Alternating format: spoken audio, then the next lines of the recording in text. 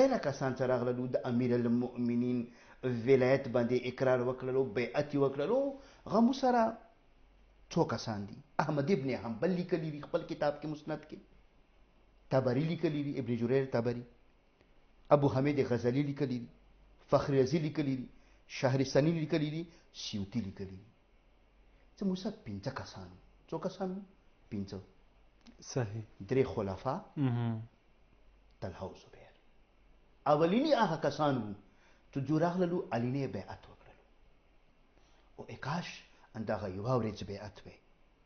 دې متعلق سلطان الواعظین ته شبهه پېښور کتاب لیکلی دی، اچیغه دغه جمله لیکي: قانو، یعنی هغه 5 کسان څوک؟ 3 خلفا، ابوبکر و عمر و عثمان و سوم دریم، دا طلحه و زبیر، سره طلحه و زبیر. قانو یبایعون 3 ایام متواتره. دا الفاظ دي دغه ولا.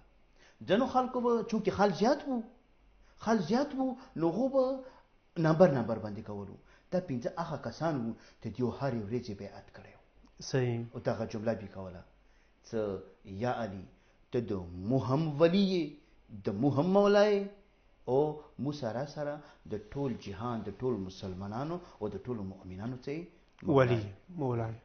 دغه خو طارق جمیل صاحب دغه جمله کوي چې وایو څه علی مولا ویلې د مو خلفاو د دې شي اقرار کړی دی.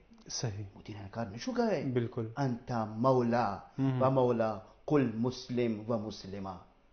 ته د ما مولا دا د بقیدا د خلیفه دوم جمله دی. صحیح.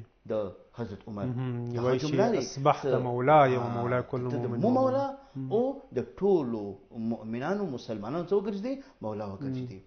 بس هغه مولا چې کومې معنی کې پیغمبر خسته لري، هغه معنی کې جو هم خسته لري. لکه څنګه پیغمبر وایي چې من كنت مولا فهذا علي مولا.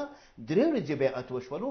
د بیعت کې اولینی کوم کسان وو؟ هغه د موره دغه 5 کسان چې پیله کې شیخین وو، هغه ته بعد دغه طلحه او زبیر وو. بیا دغه کسان دي چې جو بیعت وکړلو.